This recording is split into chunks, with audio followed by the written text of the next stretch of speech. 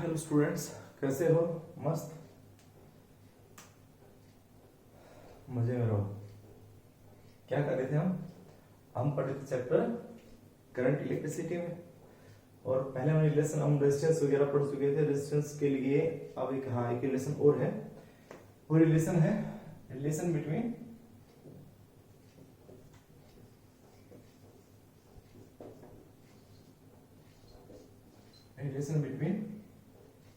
Current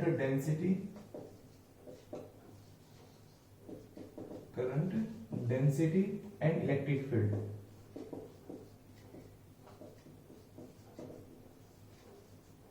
current density and electric field जरूर नहीं आप इस नाम से है, इस नाम से भी आ सकती है। दूसरी क्या है? Microscopic form of Ohm's law.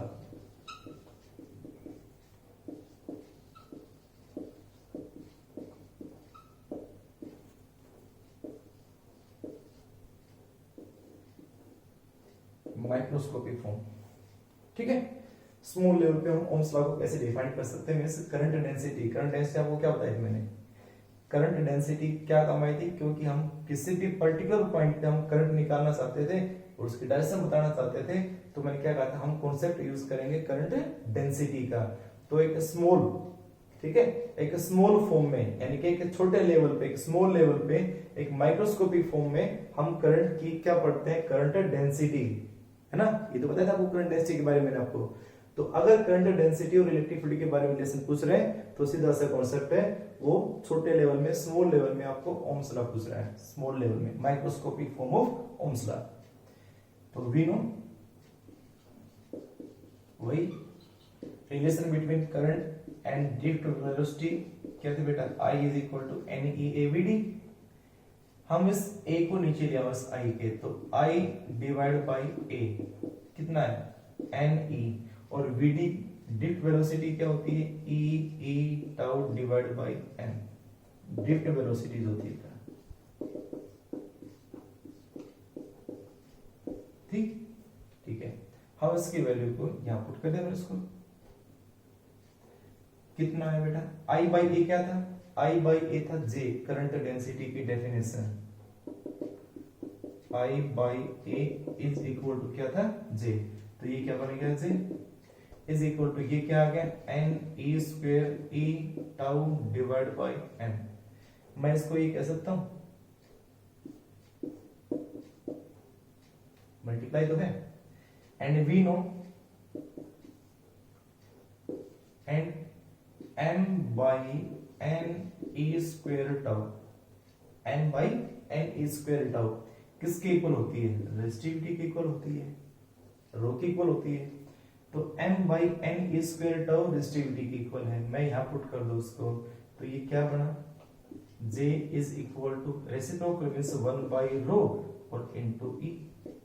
अगर आपको रेजिस्टिविटी और करंट डेंसिटी में छोड़ना है तो यहां छोड़ सकते हो, लेकिन कंडक्टिविटी में निकालना है तो आपको ये पढ़ा था आपने कि 1 by rho is equal to sigma, sigma.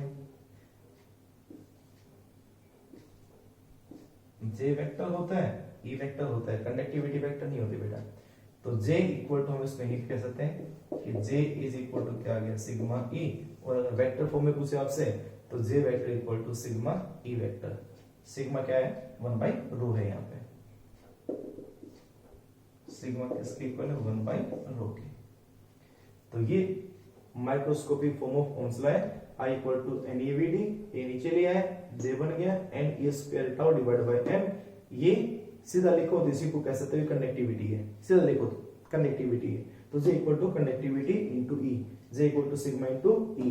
और उसको बीच में रेजिस्टिविटी में करना चाहो तो इसमें रेजिस्टिविटी कर सकते हो 1 by rho into E। This is the microscopic form of Ohm's law, ठीक है। आगे देखो,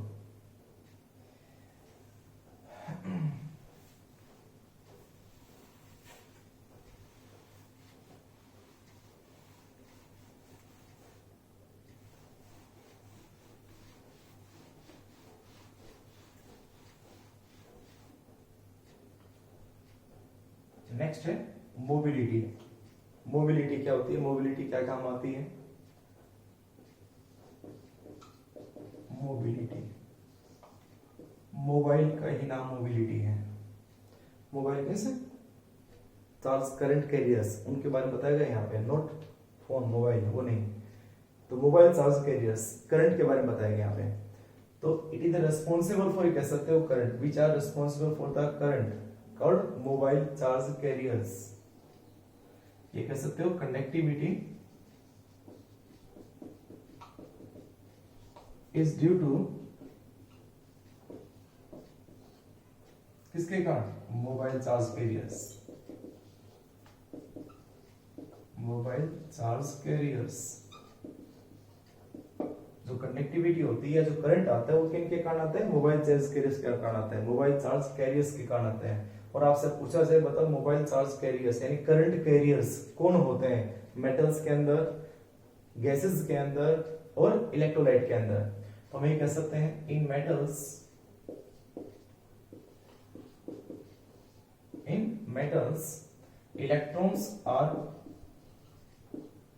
electrons are current carriers या मोबाइल चार्ज कैरियर्स, और मोबाइल चार्ज कैरियर्स, अरे मोबाइल वैन जैसे कि चलते फिरती, यानी कि जो घूम रहा होता है, तो कौन घूमता है, इलेक्ट्रॉन, और उसके घूमने से, उसके मोशन में आने से क्या फ्लो होता है, करंट, किन के अंदर, मेटल्स के अंदर, और मोबाइल चार्ज कैरियर्स।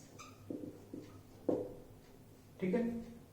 दूसरा, इन आयनाइज्ड गैस, आयनाइज्ड गैस के अंदर क्या होते हैं बेटा, मेटल्स के अंदर इलेक्ट्रॉन्स हो गए, आयनाइज्ड गैस के अंदर आयंस एंड इलेक्ट्रॉन्स, जो फ्री इलेक्ट्रॉन्स हैं वो आर करंट कैरियर्स और मोबाइल चार्ज कैरियर्स। नंबर 3, इन इलेक्ट्रोलाइट,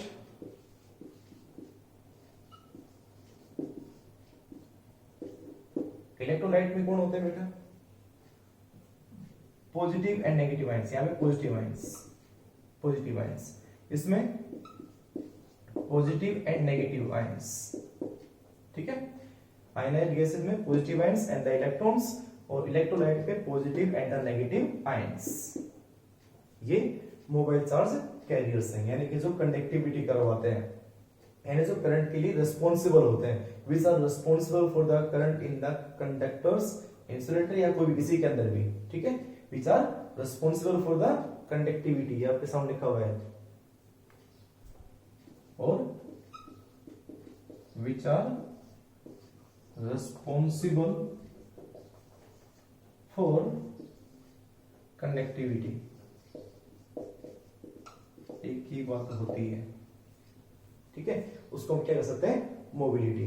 तो ये तो मोबिलिटी की होगी डेफिनेशन। और mobile charge carriers, mobile ions कौन होंगे, मेटल में, आयनाइज्ड गैसेस में, इलेक्ट्रोलाइट्स में, ये आपको बता दिया मैंने। अब बात है कि कैसे मोबिलिटी को मेजर करेंगे। ठीक है, इसकी कैसे वैल्यू कैलकुलेट करेंगे हम, मैथमेटिकल फॉर्मूला क्या होता है मोबिलिटी का। तो मैथमेटिकल फॉर्मूला जो होता है, इसको डिनोट करते हैं म्यू से, डिनोटेड बाय म्यू। तो it is the ratio of magnitude of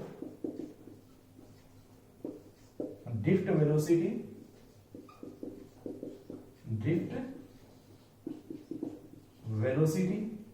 and electric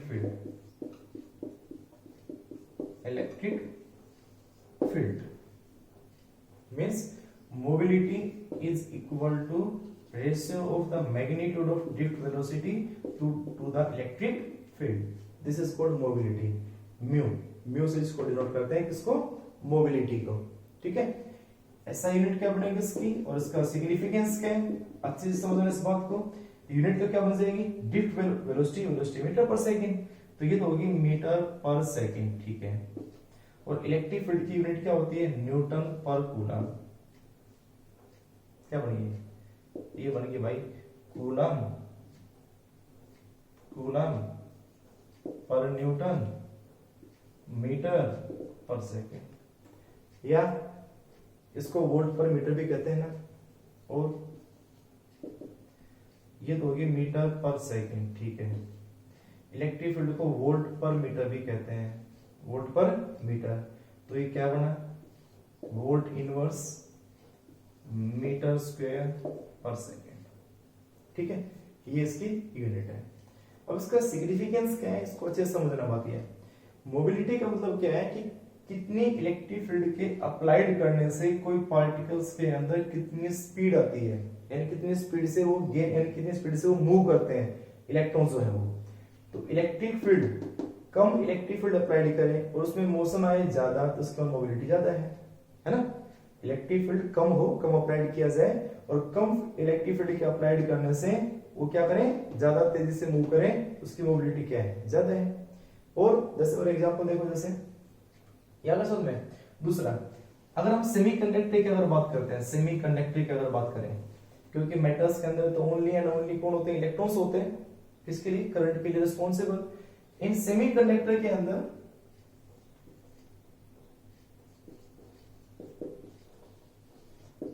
ये तो मैंने आपको इनकी प्रॉपर्टी बताया, कंडक्टिविटी का जो क्लासिफिकेशन बताया था मैंने, कंडक्टिविटी के बिहाफ पे क्लासिफिकेशन ऑफ द मटेरियल, उसमें 3 बताए थे, कंडक्टर, सेमीकंडक्टर और इंसुलेटर। तो उसमें बात लिखी थी मैंने कि सेमीकंडक्टर में करंट कैरियर्स कौन होते हैं, इलेक्ट्रॉन्स एंड होल्स। तो in semiconductors electrons and holes are responsible for current, are responsible for current। अब बात ये है यहाँ पे इलेक्ट्रॉन्स और होल्स दोनों ही रिस्पॉन्सिबल है, तो क्या दोनों का इक्वल शेयर है, मतलब इसके कारण भी उतना करंट आता है, इसके कारण उतना करंट आता है, नहीं। यहाँ इसका कॉन्सेप्ट काम आएगा, किसका, मोबिलिटी का।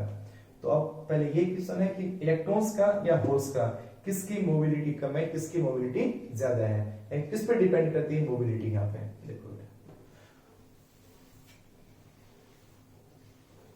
एक काम करना, ये चीज बाद में लिखना, एक बार आप ना इस मोबिलिटी का फॉर्मूला बनाओ पहले बार एक, जैसे कि म्यू क्या लिखा, बीडी बाई ई लिखा, बट बीडी क्या थी बेटा, but VD equal to, but VD is equal to e e tau divide by m. तो इस वीडी की इक्वेशन यहां लिखोगे, ई से ई क्या हो जाएगा, कैंसिल। तो हमारे पास मोबिलिटी की इक्वेशन क्या है, मोबिलिटी की इक्वेशन आ जाएगी ई टाउ डिवाइड बाय एम। ये है बेटा इक्वेशन नंबर 2। तो या तो मोबिलिटी की इक्वेशन ये है vd बाय ई, और vd की ये इक्वेशन, ये वैल्यू हम उठा के यहां रख दूं, तो ये फॉर्मूला बनेगा मोबिलिटी का। तो मोबिलिटी किस पे डिपेंड करेगी, यहाँ पे मोबिलिटी डिपेंड कर रही है एक तो चार्ज पे, एक इस पे रिलैक्सेशन टाइम पे, एक इस पे मास पे। तो ये इक्वेशन बाद में लिखना एक बार, ठीक है, लिख दे कोई बात नहीं। उसके बाद में क्या है, हम ये कहेंगे mobility depends on, mobility depends upon number 1। अब इलेक्ट्रॉन के कारण, इलेक्ट्रॉन कारण आ जाएगा, होल तो होल के कारण आएगा, लेकिन होल और इलेक्ट्रॉन दोनों पे चार्ज क्या हो गया, सेम। तो डिपेंड्स ऑन द हो गया एक तो बेटा नेचर ऑफ द चार्ज, ठीक है। दूसरा हमारे पास क्या आ गया यहाँ पे, क्या यानी कि नेचर ऑफ चार्ज, एक तो मैग्नीट्यूड ऑफ चार्ज कह सकते हैं उसको, नेचर नहीं मैग्नीट्यूड ऑफ चार्ज।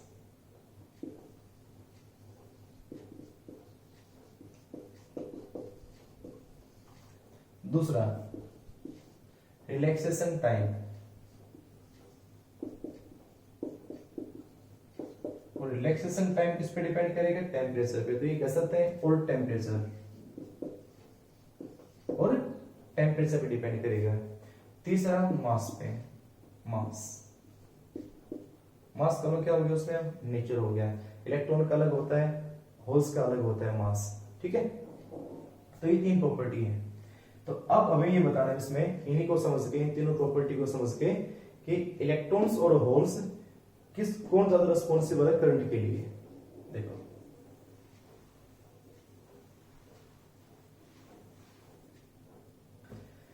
तो इलेक्ट्रॉन और होल में किसका मास कम, किसका ज्यादा, देखो दोनों के temperature same, eight the same temperature, उस क्वेश्चन का आंसर दे रहा हूं मैं, एट द सेम टेम्परेचर। अगर टेम्परेचर चेंज नहीं किया जाए, टेम्परेचर चेंज नहीं हुआ तो रिलैक्सेशन टाइम चेंज नहीं होगा, एट द सेम टेम्परेचर।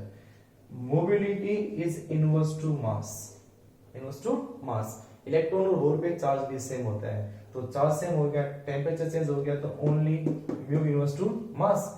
और मास होल का ज्यादा होता है इलेक्ट्रॉन से, तो होल का जो मास है वो ज्यादा है, तो मोबिलिटी क्या होगी, कम। तो mobility of hole smaller than the mobility of electron. ठीक है, ये आएगी बेटा इसके अंदर। तो आपसे कोई पूछा जाए कि होल इलेक्ट्रॉन में किसकी मोबिलिटी ज्यादा है, यानी कि कौन ज्यादा रिस्पॉन्सिबल, तो कौन ज्यादा रिस्पॉन्सिबल है, इलेक्ट्रॉन ज्यादा रिस्पॉन्सिबल है करंट के लिए कंपेयर टू होल, लेकिन कंट्रीब्यूशन दोनों का होगा वहां पे। ठीक है, तो ये मोबिलिटी की इक्वेशन बन जाती है। ठीक है, आगे देखो बेटा, तो ये तो हो गए आपके बेसिक्स रेजिस्टिविटी के, मोबिलिटी के, रेजिस्टेंस के, इन सभी के। इसके बाद में एक छोटा सा इस पे एक न्यूमेरिकल आता है, वो न्यूमेरिकल का कॉन्सेप्ट करवाता हूं पहले एक बार। ठीक है, क्या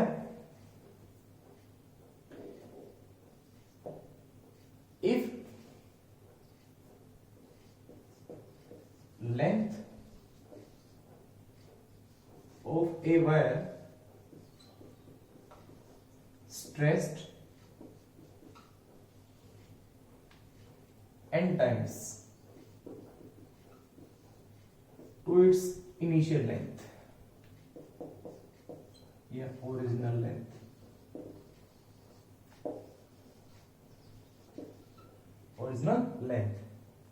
then what percentage change in resistance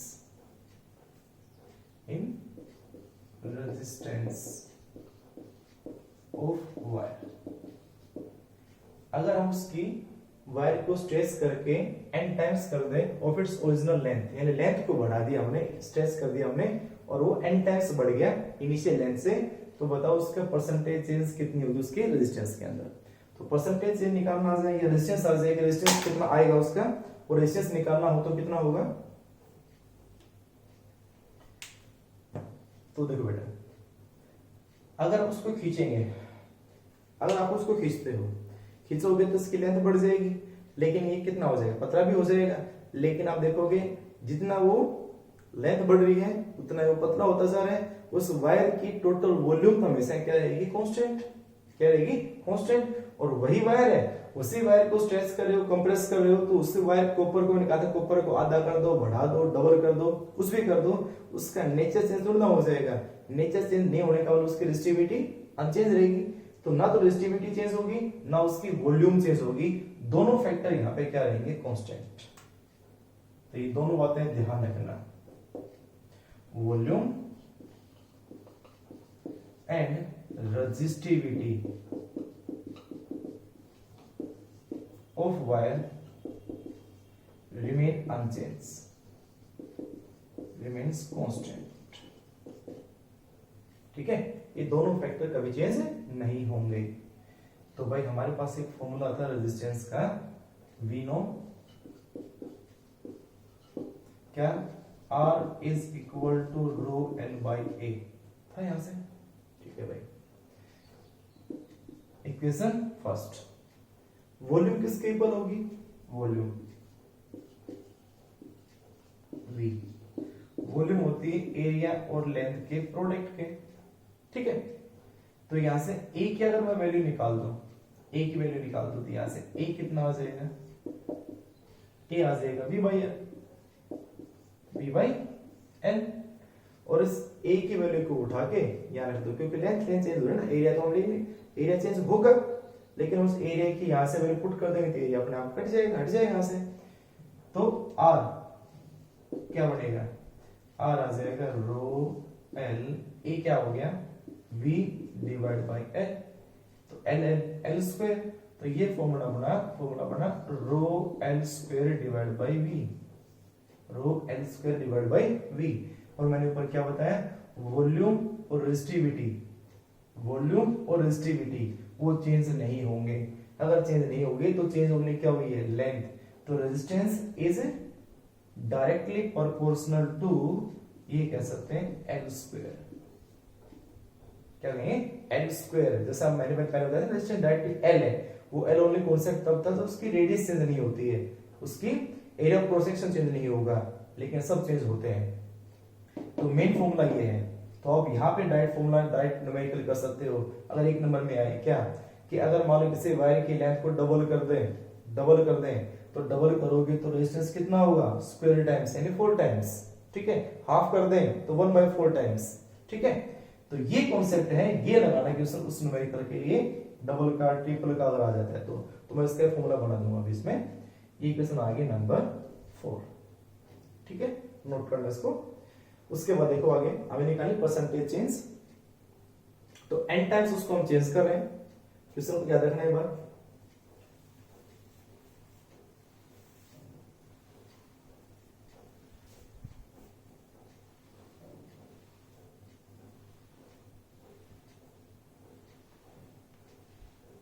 देखो बेटा, इनिशियल रेजिस्टेंस हम मान लेते हैं R और फाइनल रेजिस्टेंस मान लेते हैं R डैश, ठीक है। तो ऐसे इनिशियल लेंथ क्या हो जाएगी L और फाइनल लेंथ क्या बन जाएगी L डैश। तो अकॉर्डिंग टू जो क्वेश्चन हमारे पास है क्या कि L डैश जो लेंथ आई फाइनल वो कितना टाइम्स है n टाइम्स किसके L के। तो यहाँ L डैश के फाइनल लेंथ और L के इनिशियल लेंथ याद रखना, ठीक है। वो कितनी होगी n टाइम्स होगी, क्लियर। L डैश की वैल्यू हम यहाँ पुट करेंगे तो R proportional to L square, clear.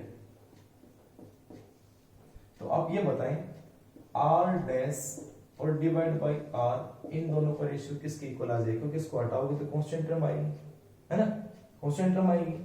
तो R dash divide by R किसके equal L dash square divide by L square, ठीक है। अरे समझ में आ गया ना, नहीं आया तो आप क्या काम करना, आप इस R की वैल्यू को यहाँ पे एक R1 मानना, एक R यानी R मानना, एक R डैश मानना, उससे सोल्व कर सकते हो आप। नहीं तो सीधा कहो R डैश बाय R वो कितना आ जाएगा L डैश का square divide by L square. ये इसके बाद ये लिखना है इसमें, ठीक है, क्योंकि जो कांस्टेंट टर्म है रो और v, इसमें भी आएगा रो डिवाइड बाय v, इसमें भी आएगा रो डिवाइड बाय v, दोनों आपस में क्या हो जाएंगे कैंसिल। तो ओनली क्या बचेगा दोनों का लेंथ का रेशियो, तो resistance direct to length only. तो r dash by r L dash by L का स्क्वायर है, तो यहां से L डैश बाय L निकालो पहले कितनी है बताओ। यहां से L डैश बाय L कितनी है, L डैश बाय L आ जाएगी n, इसको मानना इक्वेशन 5, ठीक है। 2 मिनट बस आ रहा हूं। तो L dash by L divide by ना इक्वल टू n यहां पुट करो, R डैश बाय R कितना आएगा L डैश बाय L का होल स्क्वायर, तो ये आ जाएगा n स्क्वायर, क्या आ गया n स्क्वायर, ठीक है। तो R डैश की वैल्यू कितनी हुई, R डैश की वैल्यू आ जाएगी n square into R, n square into R। ये आ गया फाइनल रेजिस्टेंस। अब आपसे वो क्वेश्चन पूछे कि बताओ भाई हमने लेंथ को ट्वाइस कर दिया, 2 टाइम्स कर दिया, तो 2 टाइम्स कर दिया तो इसका मतलब n की वैल्यू कितनी होगी 2, ठीक है। n की वैल्यू क्या आ गई 2, तो n की वैल्यू 2 होगी तो कितना होगा 4, तो रेजिस्टेंस क्या हो गया 4 टाइम्स। हमने उसको 1/3 टाइम कर दिया, तो 1/3 कर दिया इसका मतलब क्या होगा 1/9 टाइम्स ऑफ इनिशियल रेजिस्टेंस। तो रेजिस्टेंस अगर निकालना हो आपको, रेजिस्टेंस आपको निकालना हो, अगर इसको नोट करना है, अगर क्वेश्चन ये आ जाए, मैं पहले फाइंड निकाल देता हूं परसेंटेज, फिर करते हैं उसके बाद में। तो R dash is equal to क्या आया, और अगर इसका रेशियो निकाल दो तो R dash by R equal to क्या बचेगा n स्क्वायर, ये भी कम आएगा। तो मुझे निकालना percentage change in resistance, percentage change in resistance. Resistance पूछे तो हो गया, लेकिन परसेंटेज चेंज इन रेजिस्टेंस पूछे तो परसेंटेज चेंज का मतलब final minus initial divide by initial multiply by 100, ये होता है परसेंटेज चेंज का, ठीक है। तो आप इसको क्या करोगे सबसे पहले तो R dash minus R divide by R, हमेशा बढ़ेगा तो फाइनल माइनस इनिशियल, घटेगा तो इनिशियल माइनस फाइनल, डिवाइड हमेशा किससे होता है इनिशियल से होता है परसेंटेज के लिए। तो R dash divide by R हम उसको ये भी कह सकते हैं R dash divide by R minus R by R क्या हो गया 1 और multiply by 100 R dash by R की वैल्यू क्या है n स्क्वायर। तो हमारे पास आंसर आ गया direct n square minus 1 multiply by 100। अब डायरेक्ट ये फॉर्मूला अप्लाई कर सकते हो परसेंटेज चेंज के लिए, ठीक है, n square minus 1 multiply by 100। हम इस पे एक न्यूमेरिकल लेते हैं फिर आपको अच्छे से समझ आ जाएगा इसके बाद। तो रेजिस्टेंस पहले ध्यान रखो, रेजिस्टेंस डायरेक्टली क्या होगा n स्क्वायर टाइम्स लेंथ बढ़े घटे क्या हो रहा है n टाइम्स की वैल्यू, n टाइम की वैल्यू कोई भी हो सकती है, ठीक है। तो ये तो हो गया रेजिस्टेंस निकालने का और ये हो गया percentage change n square minus 1 into 100। तो देखो इस पे एक न्यूमेरिकल लेते हैं फिर आ जाएगा आपको समझ में।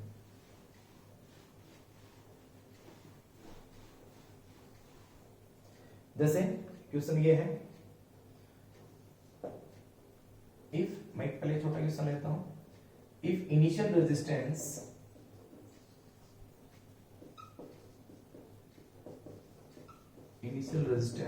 Of wire is 10 ohm 10 ohm and if we stretch the wire so that it becomes 3 times of its initial value,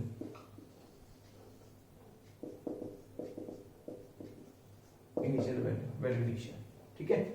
Then find the resistance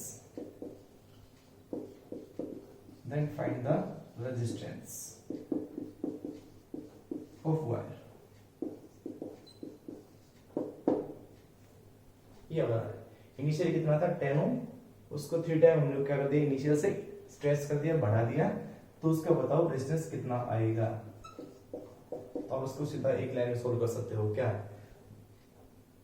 कितना टाइम्स 3 टाइम्स, तो n इज इक्वल टू कितना हो गया 3, लिख देना गिवन n इक्वल टू 3 और हमारा जो रेजिस्टेंस होता है वी नो रेजिस्टेंस फाइनल वो n स्क्वायर टाइम्स होता है r के, ठीक है। तो r dash is equal to n क्या आ गया 3 क्या हो गया 9, r इनिशियल कितना दे रखा है 10 ohm into 10 कितना आ गया 90 ohm, ठीक है। तो इसको आप डायरेक्टली सोल्व कर सकते हो, जितना दे रखा हो 1/2 तो 1/2, 3 हो तो 3, जो वैल्यू है वो रखो, इसके अंदर मल्टीप्लाई करो इनिशियल रेजिस्टेंस से, ये रेजिस्टेंस आएगा उसकी फाइनल वैल्यू, ठीक। तो इस टाइप का न्यूमेरिकल बनता है छोटा।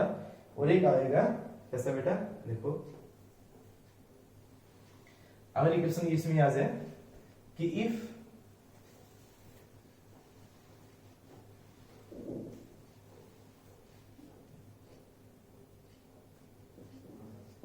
a wire is stretched by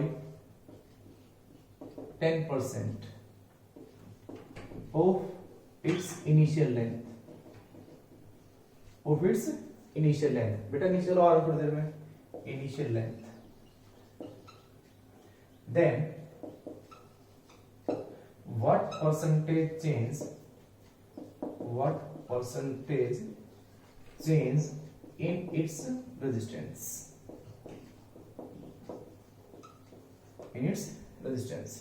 उसके रेजिस्टेंस में कितना परसेंटेज चेंज आएगा। तो देखो रेजिस्टेंस तो लेंथ हमने कितनी परसेंटेज चेंज की उसकी 10% स्ट्रेच्ड बाय, तो गिवन केस में देखो उसका सॉल्यूशन है,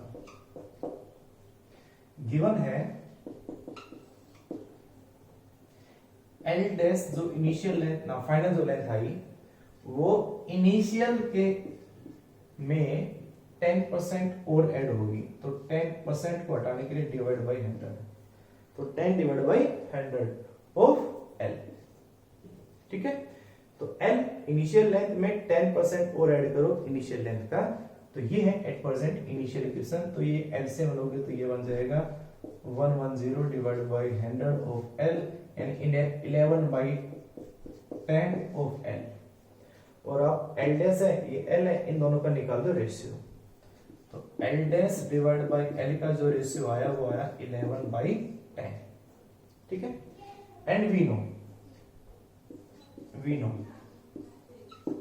रेजिस्टेंस जो था बेटा हमारा आर डैश बाई आर वो क्या था एल डैश बाई एल का whole square. Just 5 second 5 minute, ठीक है 5 मिनट आ रहा, चलो 5 मिनट आ रहा हूं, चलो। R dash by R equal to क्या आएगा एल डैश बाई एल उसका कंप्लीट होल स्क्वायर।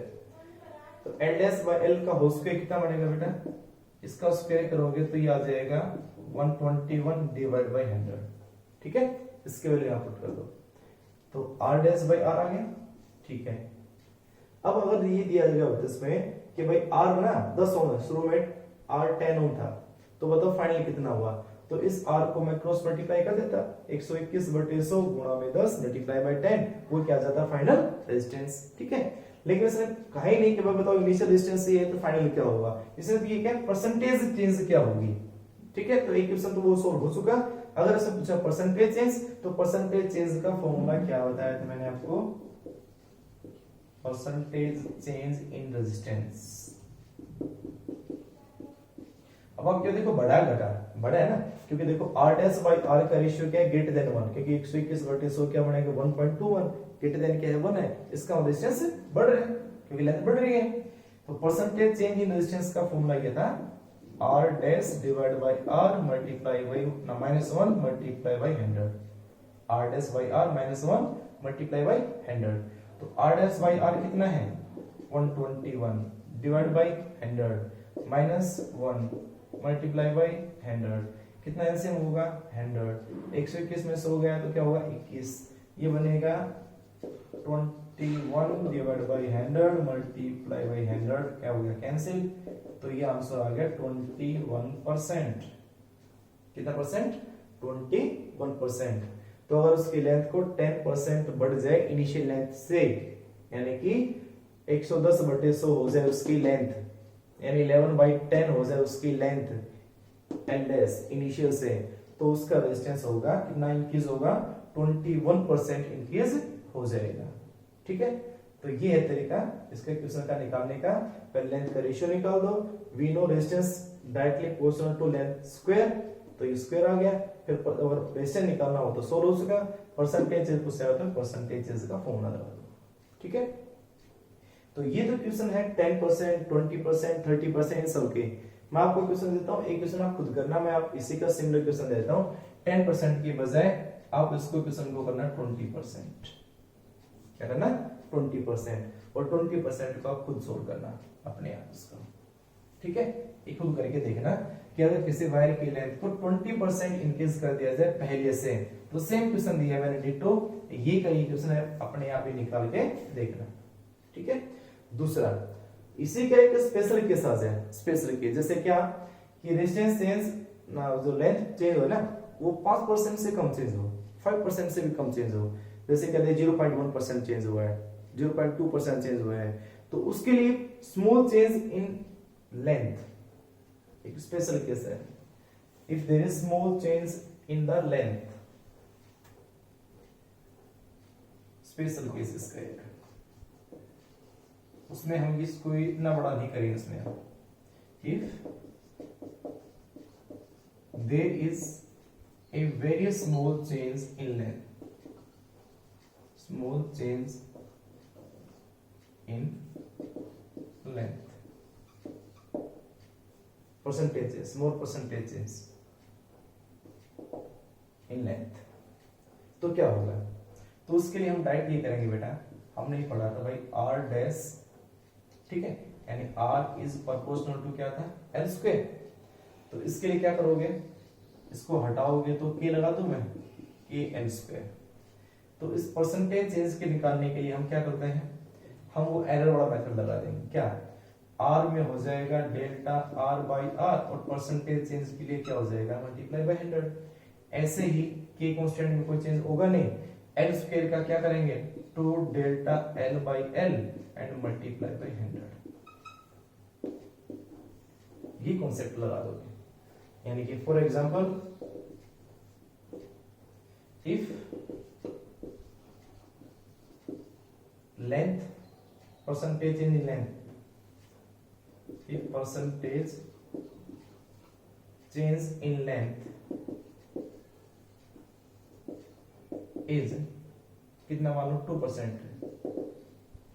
2% चेंज हुई लेंथ इसकी, तो बताओ रेजिस्टेंस कितना चेंज होगा, रेजिस्टेंस से कितना आएगा, तो ये कितना आ जाएगा delta R by R into 100 कितना हुआ, ये क्या है 2%, गिवन का मतलब क्या है delta L by L into 100, ये कंप्लीट गिवन है, कितना हुआ 2%, तो ये आ जाएगा 2 इंटू 2% कितना परसेंट 4%। ठीक है, अगर आ जाए if percentage change is 0.2%, 0.2% change हुई उसकी किसमें, लेंथ में, तो अब बताओ रेजिस्टेंस कितना परसेंटेज चेंज होगा, तो अब क्या करेंगे हम, सेम वही बात, delta R by R into 100 हमें निकालना है, तो 2 इंटू कितना परसेंट लेंथ में चेंज 0.2%, तो 0.2% तो कितना चेंज 0.4%, बस। तो ऐसे क्वेश्चंस के लिए लेस देन 5% याद रखना, फॉर लेस देन 5%,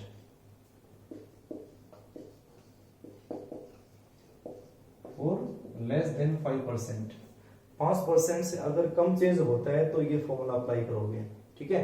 उससे ज्यादा चेंज होता है तो फिर जो मैंने फॉर्मूला जैसे बताया था उसको वैसे तरीके से करना पड़ेगा। 5% तक आप इसको डायरेक्ट इसी फॉर्मूले से यानी ट्वाइस ऑफ जो परसेंटेज चेंज हुआ है उससे मल्टीप्लाई कर देना, ठीक है। तो आप इस टाइप के क्वेश्चन निकालना, नेक्स्ट लेक्चर में इसका रेडियस, इसका एरिया वगैरह चेंज होने से रेजिस्टेंस कितना आएगा वो पढ़ेंगे, ठीक है। Okay, thank you, stay home, stay healthy, खुश रहो।